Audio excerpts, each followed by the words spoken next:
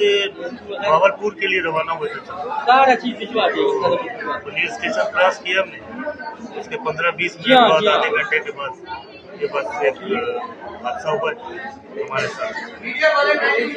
बस उसके बाद फिर हम लोग वहाँ से पैदल हम लोग पुलिस स्टेशन पे अपने बच्चों के साथ, ये मेरे 2 बच्चे, मेरी घर वाली और मैं, हम लोग ये नाले के बीच में से लोगों ने हमें छोड़ दिया। यहाँ से लोग सही बैठे थे, हमें कुछ पता नहीं था क्या होगा क्या नहीं होगा।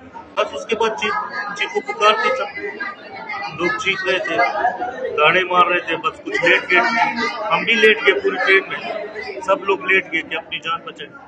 बस बाहर से कुछ फायरिंग हुई, ब्लास्ट हुए। उसके बाद फिर हमें कहा जी आप लोग